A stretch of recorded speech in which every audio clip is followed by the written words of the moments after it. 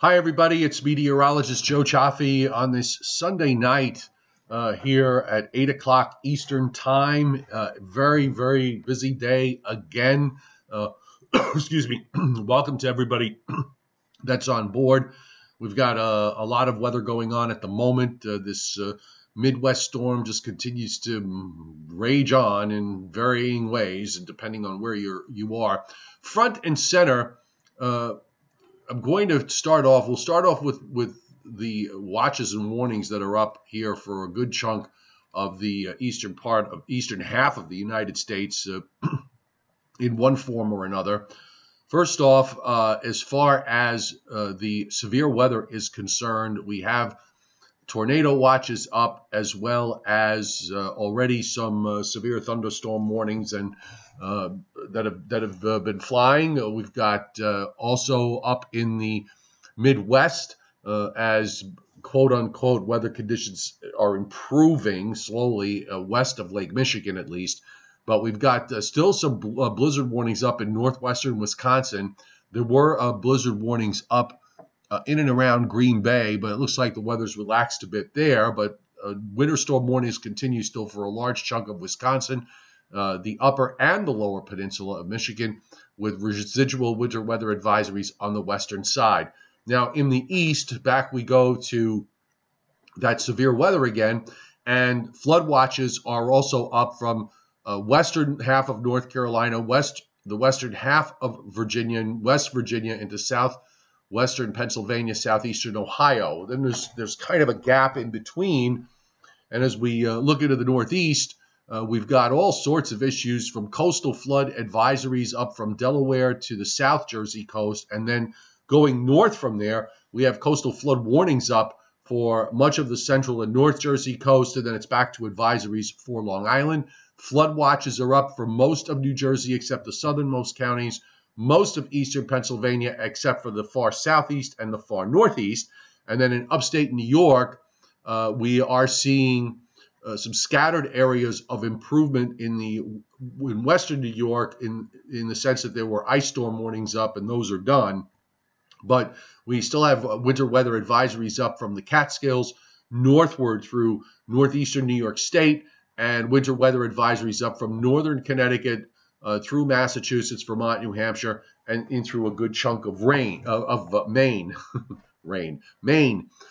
Meanwhile, because of all the cold air that's being drawn southward out of this, and of course the growing season is already underway across at least the southern half of the country, we've got freeze warnings up for a good chunk of Missouri, southern Illinois into Indiana, parts of Tennessee, and also in through Arkansas and Oklahoma. The red flag warnings are up for the dry areas in West Texas, southwest Kansas, southeast Colorado, westward into New Mexico and into Arizona. High wind warnings, watches, and advisories throughout much of the Southwest and back into California. And we have also some winter weather advisories up in the mountains of California as you go from south to north. You can see them here in the darker blue in a small area up through Oregon. But really the big focus of attention is in the east. We should also mention, by the way, that still getting some rough weather in the coastal waters of Florida in the east, off the east coast, and also in and around the Keys and in parts of southwest Florida from Key West up to about Naples. And this is all part of this storm that is swinging eastward. I'm going to take a look. First off, let me just bury myself up here in the corner, and let's bring up the full-scale national radar so you can see the extent of this. A couple of people have messaged me about the fact that, the way this system is so elongated, you've got this upper trough, and the upper trough itself is very sharp, very negative, going northwest to southeast. So the circulation of the upper low is back up through here. You can see the spinning in the rotation of the radar echoes, but the actual deep trough goes all the way down into the southeastern part of the United States. You've got this long stretch of heavy rain and thunderstorms. There's a line of heavy thunderstorms now moving into southwestern Florida. You can see them here. And then another broken line that has developed in the eastern areas of South Carolina, central North Carolina, and south central Virginia. And then there's another band that's trying to form behind that one. All of that is lifting up to the northeast, and this is what's going to bring some heavier rains to my neck of the woods, eastern Pennsylvania to southern New England, tomorrow morning. While I don't think we're going to see severe weather in the technical definition of severe weather, winds gusting to over 50 miles an hour and the potential for tornadic activity, I don't think we'll see that. But we certainly could see some heavier thunderstorms hold together as this lifts northeastward. So all of that rain that you see in the Appalachians is going to wind up getting in here, and it's going to put down a quick 2 inches or more of rain in some places. So there'll probably be urban flooding. Figure the usual suspect spots in your area that flood out in heavy rains, likely to do so again. Right now, we've got some renegade moisture that's running up the coast, and we're getting some steady light to occasionally moderate rain that is moving through New Jersey and into southern New England. And one of the things that's happened late this afternoon is that the temperatures have actually fallen here into the middle and upper 30s. Thankfully, they're all above freezing. There are some pockets north of Route 84 where temperatures are below 32. In upstate New York, much of the precipitation has relaxed. You can see there isn't really too much going on. There was freezing rain there earlier in the day, but that has all moved up into Canada. And in the meantime, also, the moisture has lifted up north out of northern Michigan for the time being, but that upper low is going to be passing through, so there's more weather to go for that area. In the west, by the way, we do have some heavy rain coming into California, into northern California from San Francisco northward and on up to the coast of the Pacific Northwest as the next weather system makes its way inland. We're going to go close up on a couple of radars here, a couple of regional radars. Let me get rid of this. And we'll go first to this view, which basically gives you the view from the Ohio Valley. And I'm going to move around to a few spots here, so just be patient and bear with me. But here you have some of these thunderstorms, and you can see the darker reds that are showing up, some individual very strong cells here in through Virginia and western North Carolina. Not too much going on in the east. And they extend northwestward from there. We've got some heavy rains into northeastern Ohio, also back down into southeastern Ohio, down the Appalachians, into the mountains of western Virginia and Virginia. That's that second line that's probably trying to form behind it. And let's see if I can bring up that. I had that one shot I wanted to show you here. So let's try this. Here we go. So let me let's get, so I'm going to bring you front and center to North Carolina here. And this is from the Storm Prediction Center. And if you go to weather.gov and just look on the bottom menu and click severe, you can get all this. But this is the current radar here. And you can see this snaking line in western Virginia down, cutting through central North Carolina to South Carolina, to Florence, to Fayetteville, west of Raleigh-Durham. So there are some severe cells here. And we've got this pocket in the red, tornado watch number 54, that is going to continue up until about midnight. So some really rough weather to get through here with regards to all this. Just a very busy night indeed from the standpoint of severe weather. Back into the northeast radar, so we can take a look close up. And here's that first patch of rain for my area that's coming in now. Actually, much of today, we really spent much of today not seeing very much from the standpoint of rain, but weather models were showing rain developing late in the afternoon to the south and lifting northward. So we're seeing that coming up now. And there's some embedded patches of moderate rain there, though they looks like they've kind of weakened a little bit as they move northward. But then there's this gap between that and the area that's to the south and west. This is not going to arrive. It's going to start moving into New Jersey and eastern Pennsylvania during the early morning hours, probably say between 3 a.m. and 6 a.m. And it may not get to New York City and Long Island until after 7 or 8 a.m. So if you're driving westward, you're probably not going to be too bad, but until when you get closer to New York City or beyond. And then, of course, this is all is going to envelope the areas from New York City north and east during tomorrow morning into the early part of the afternoon. So we'll go to, let's bring up the HRRR model, because we want that front and center here. And it'll give us a pretty good view of what we can expect here for the morning commute. Just give me 1 second here. Let's go to the, let's get the Interact up. There we go. And we'll bring up the HRRR model. This is a very good, well, it has its moments. And there was a while where this thing wasn't working very well. And then it's kind of come back a little bit lately. It seems to be working better. But this is the HRRR's view of the radar right now, which pretty much matched up to what we were showing you. You can see the ice and snow in through, again, that area between Lake Huron, north of Lake Erie, and Lake Ontario, getting pounded with ice here. And to the north of that, we've got this east-west band of snow that has pulled out of Wisconsin. There were, some areas getting over a foot today, parts of southeastern Minnesota getting a foot to a foot and a half. The storm in many areas setting records for an April, let's call it a spring-winter storm, in terms of the outcome here with the blizzard conditions. And for many of those areas, it may very well have been the biggest snowstorm that they've had, including what transpired in the winter. But here's the HRRR's view of the radar, the line of storms in Virginia, and then it kind of fractures to another line in coastal North Carolina. And as we move through, this is only going to go out.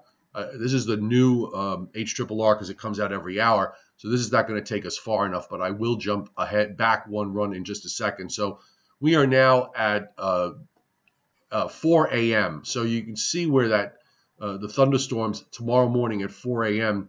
Eastern Virginia, eastern North Carolina.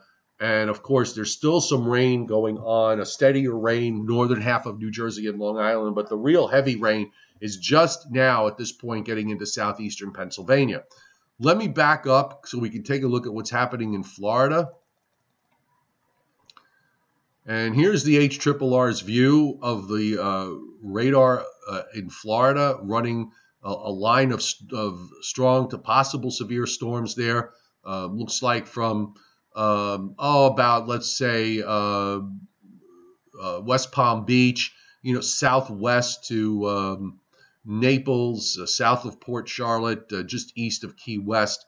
And then that line moving across southeastern Florida. Looks like those storms hold themselves together fairly well in the next couple of hours before they finally clear the Florida coastline. And up to the northeast, because we do have this first area of rain that's coming into some colder air, that is causing an area of sleet and freezing rain to break out across Massachusetts, Vermont, and New Hampshire. And you see it here as we go through the overnight period, and then gradually shifting northward up into Maine. So I'll back up one run,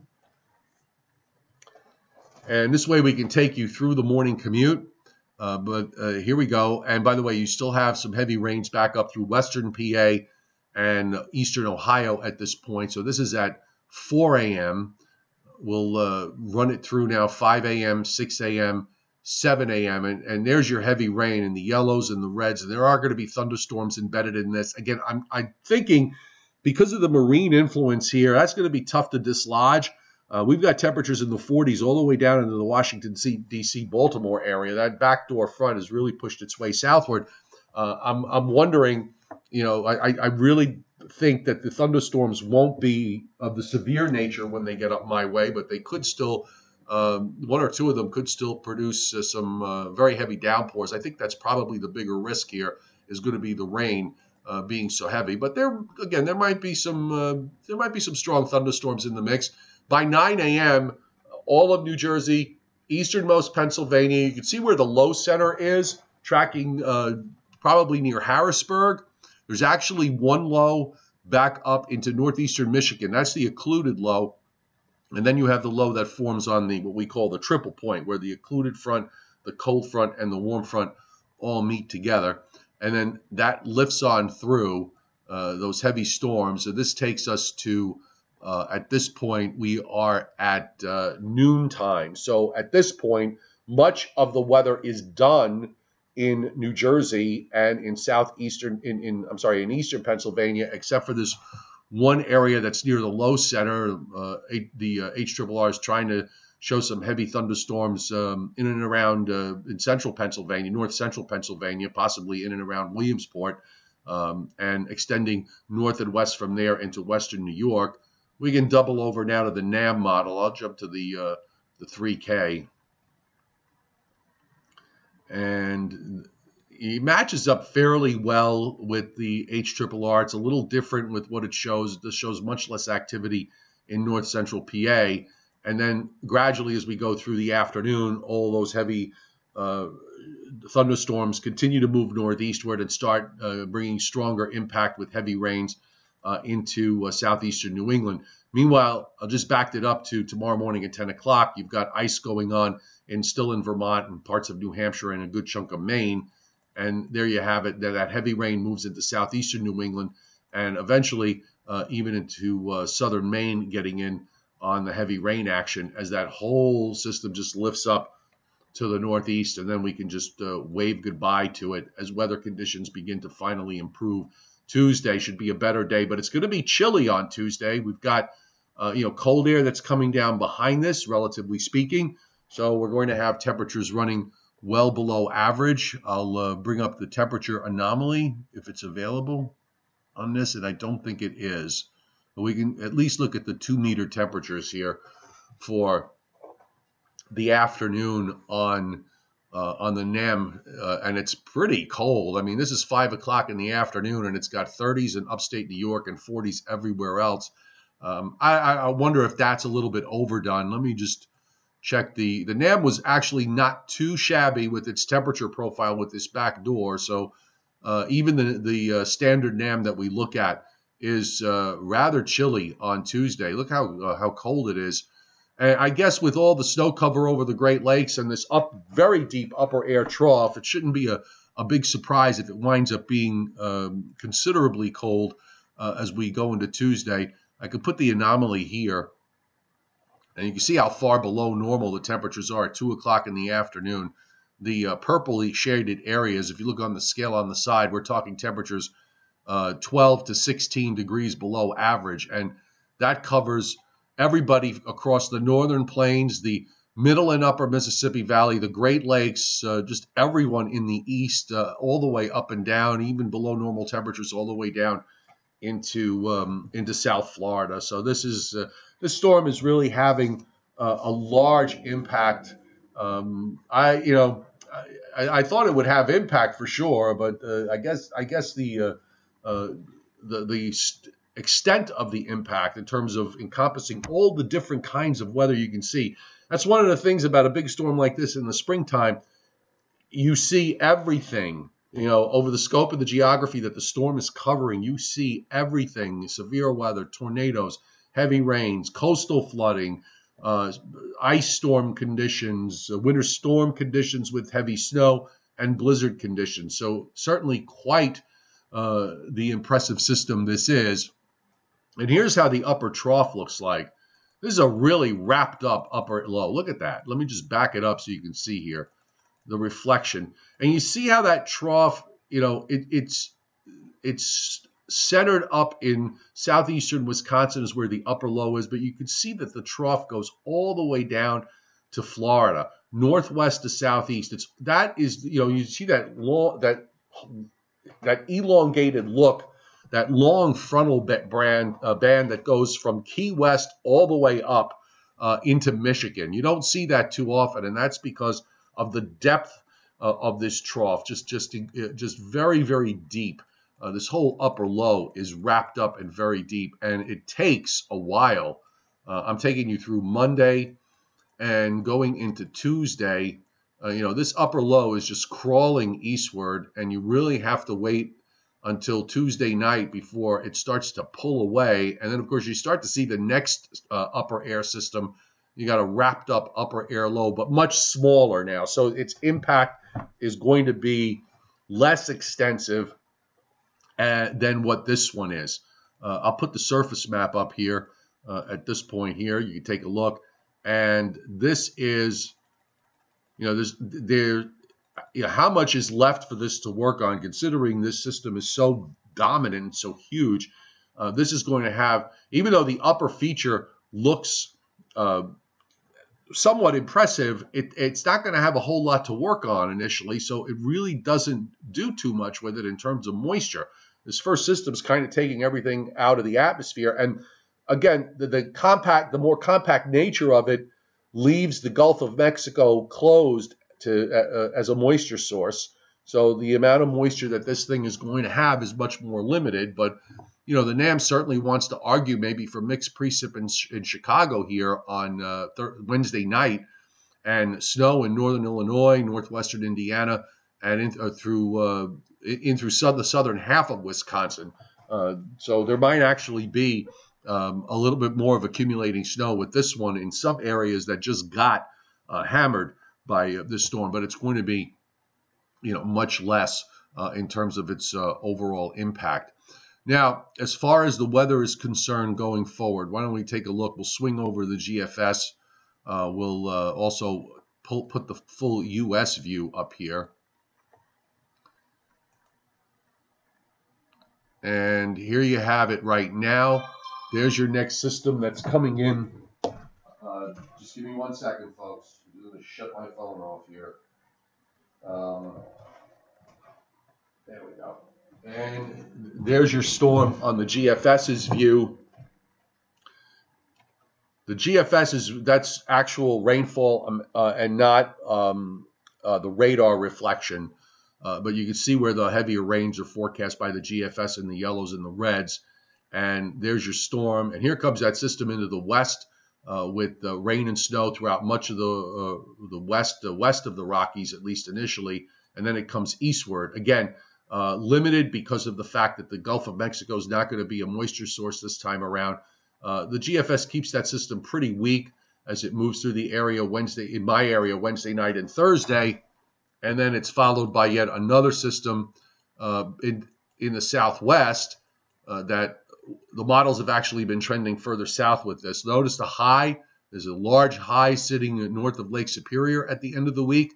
So that's going to keep things pretty chilly here in the eastern part of the United States.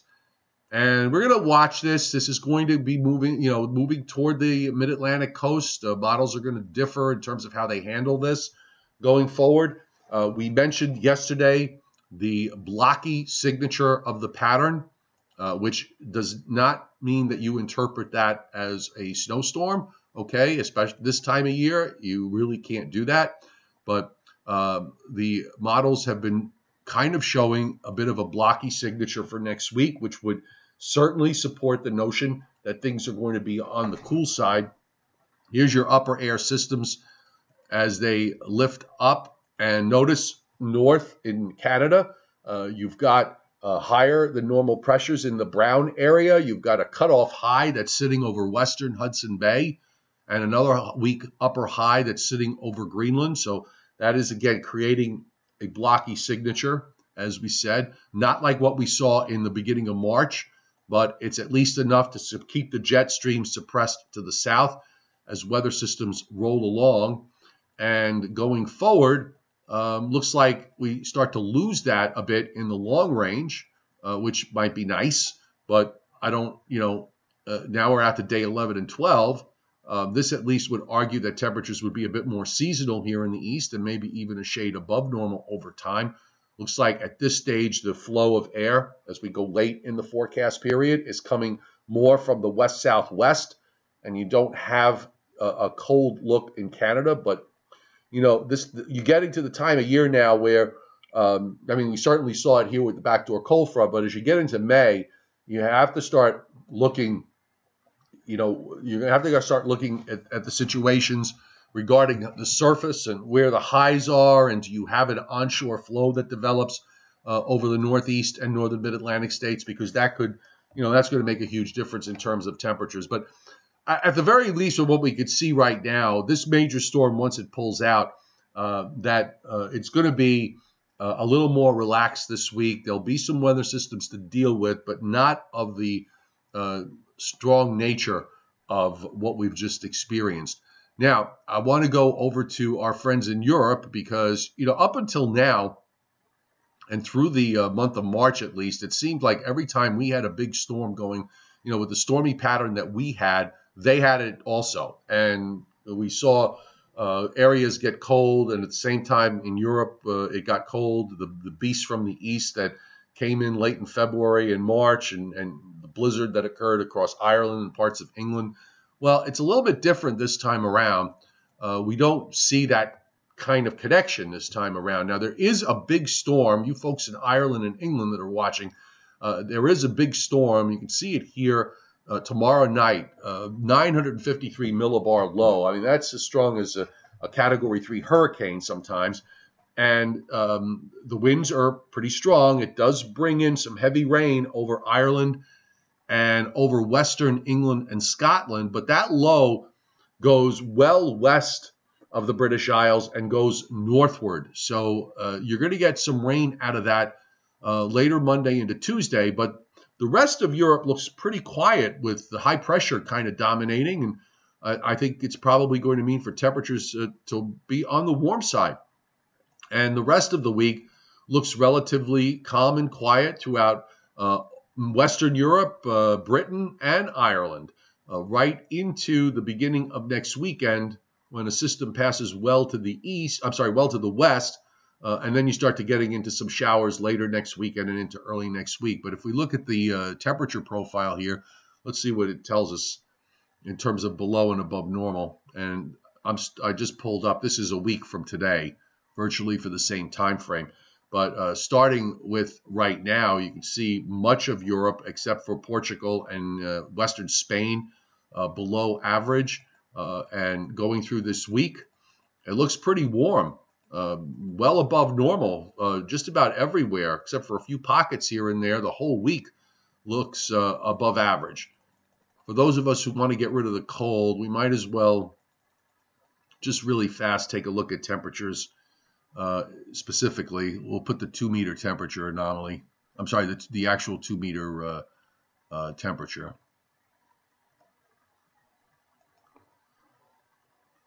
And here you have it today.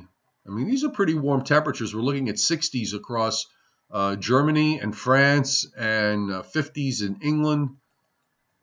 And this is Monday noon. Look at these warm temperatures going to the east in Poland and in Eastern Europe with temperatures in the mid-70s there. That's pretty warm.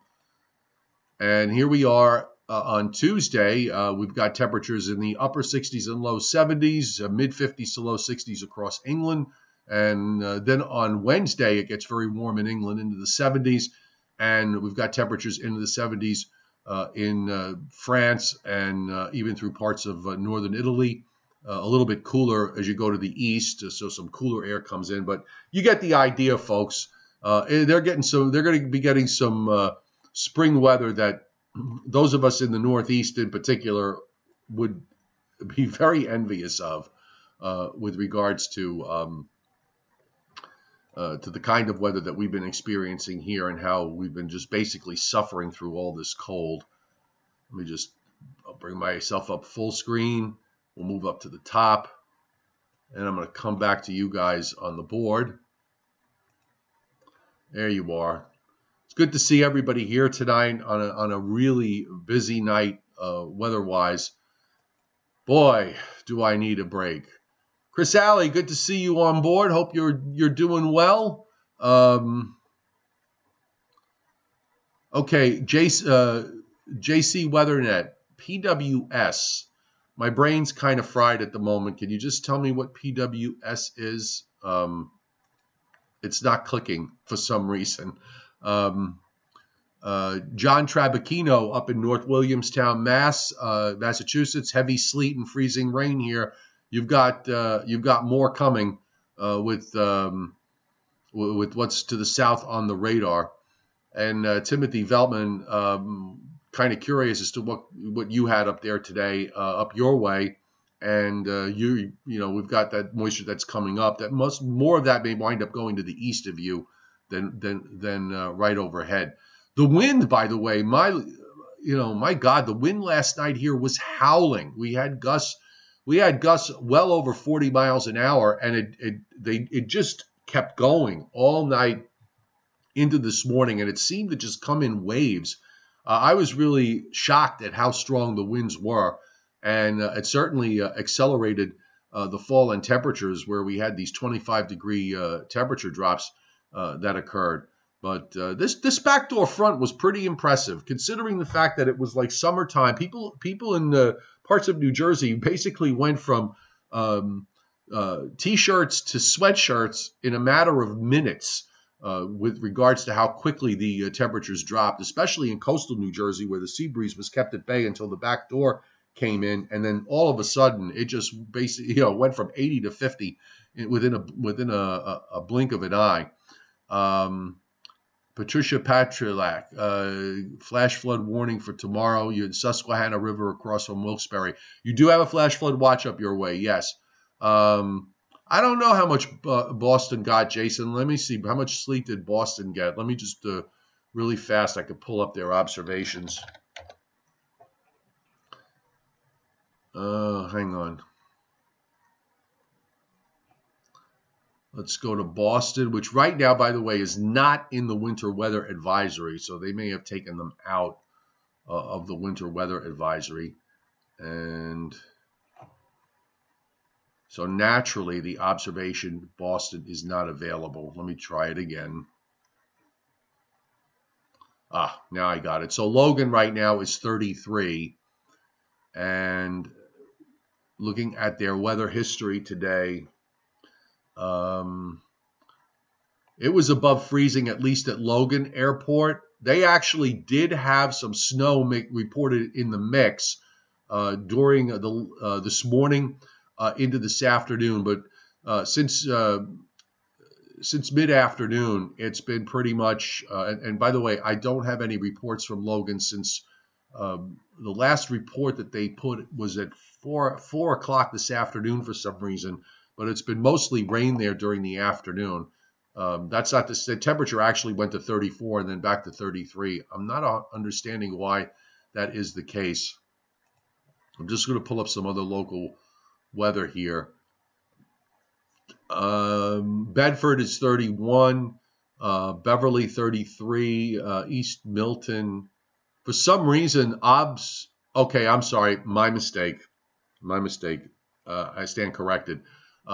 They are, everything is in Greenwich time, except when you go to the local weather history, they do it in actual daylight time. So these are current temperatures. So 31 at Bedford, 33 at Logan, 33 at Beverly, Milton at 30, and Norwood at 35. I forgot that when you do the local weather history, it goes to daylight time. Too much stuff going on. Let's see. The wind in New Jersey, that continuous wind, by the way, again responsible for the coastal flooding, the coastal flood warnings that are up for the New Jersey coast. It's just been absolute nonstop. Dio Nankumar, the blocky signature. I wouldn't call it a full wholesale block. I would describe it more as blockish. Okay, I guess that's the best way to look at it. But I will tell you that the NAO is forecast. It's going negative now. It's going to be negative all this week into next weekend, but not by a huge amount. It's a weak negative NAO. Then it goes positive after that. So after the 22nd, we start to see it rising toward positive. The EPO, the East Pacific Oscillation, is actually going strongly positive in the next few days. And then the Pacific North America Index, which is strongly negative right now, gets to the neutral line and kind of goes weakly positive. So you're not getting very strong signals from the teleconnections at this point. And you know what? Going forward, I think that barring something extreme, the teleconnections become less and less useful as a forecast tool. Not that they're completely foolproof. We saw that during the wintertime, but we start becoming less and less dependent on them. Oh, personal weather station. All these acronyms everybody comes up with. I do have a small one. I have a small Accurite, but it is what it is. And mine, guys, my batteries are working. But we've been 25 to 35 for quite a while. Although the wind did come down a little bit today, now it's picked up again this evening. David Fuller, no wind advisory, not strong enough. It's borderline. I don't get too hung up sometimes with the wind advisories and the high wind criteria. It probably just falls below criteria. And for coastal areas, they do have gale warnings up. The winds are gusty inland, but not enough for high wind high wind warnings or wind advisories. But the coastal gale warnings are up, so that should be enough for a coastal area. Abaddon, Durakovic. I don't think we're going to see severe weather from this kind of severe weather that they're seeing in the mid-Atlantic states southward, but there certainly could be some thunderstorms in there that will produce some heavy rains and maybe some brief gusty winds, but I'm thinking that they probably will be just shy of severe criteria. Though, look, I won't rule it out. With all this energy in that deep upper trough, would not shock me if there winds up being one or two severe thunderstorm warnings being issued tomorrow morning. And Weatherman Nick, severe weather in Maryland tonight. Well, later tonight, as that arm lifts upward, I think, as the warm front goes by, if you get warm sectored, you might have a chance to see some severe weather up your way. So just, pay attention to that. If you get into the warm sector, I think you got a shot for it. Let's see, just to make sure temps drop any more here. It's going to be sleet or snow in the shallow cold air of Miller Place. I know it's down to, well, let me see what hang on, folks. Just want to give it a quick look. I'm at 35 here. And just looking around to see what some of these other stations have. There's no one that's close to, you have to go really up toward Route 84 to start to find temperatures below 32. And they're primarily as you go north and northeast. There are a couple of 34, 33 degree readings across northern New Jersey. Upper 30s extend all the way down to Route 195, and then it's low and mid 40s from there southward. I'm just trying to get a visual here as to where the warm front is. And I'm just looking at, there's northeast winds down all through Delmarva. And yeah, you really have to go down south of the Washington, D.C. area to find temperatures that are in the 70s. There's a sharp contrast, in and around D.C. and lower Chesapeake Bay. It's in the upper 40s and low 50s, but then you start to head south of, Richmond and Norfolk and down into toward Danville, and that's where you've got the warm sector set up with temperatures that are in the 70s. So you're going to, Weatherman Nick, you're going to have to wait for that. Again, are you going to get warm sectored? I think that's the big question for you. Let's David Schwartz. Yes. Yeah, exactly. I think that's a good question you pose. 40 in Towson. Yeah, you got to get that warm sector to come up, Weatherman Nick. So we'll see if that goes. JC Weather has the Vantage Pro 2 with all the bells and whistles, fan aspirated radiation shield for the temp sensor, anemometer 10 feet above the ground. Grounded, of course. Absolutely. Good. Hey, I think it's great that you guys, if you've got your weather stations there, it's a great way. It's a very useful tool, of course, for you personally. and it really gives you a hands-on feel for what's going on. No weather enthusiast should be without one. Okay, so just bear that in mind. All right, folks, we did a long one tonight, 40 minutes. If Delvin were here, he'd be proud. But it looks like Delvin is with us tonight. So thanks, everybody, for being here. I've got a fresh website posts up on the website, meteorologist Joe Cioffi, so do check that out. I'm probably not going to do a Facebook Live because I'm tired. With a long YouTube Live is gonna. I'll put that back up on Facebook, and of course, if you're on late, you can just access it off the library. And tomorrow we'll be back, usual stream time on Monday, 6 o'clock Eastern. But if the weather gets crazy tomorrow morning, who knows? You might see me do a surprise live stream in the morning. So, and the Joe and Joe Show will probably be back tomorrow night on Facebook at 9:15. So I hope everybody enjoyed what really turned out to be a 50-50 weekend. Saturday being about as nice as it could get, at least in my neck of the woods in Area South, and Sunday about as miserable as it could get with a strong northeast wind and temperatures in the 30s and 40s. Enjoy the rest of your Sunday evening. We will see you tomorrow.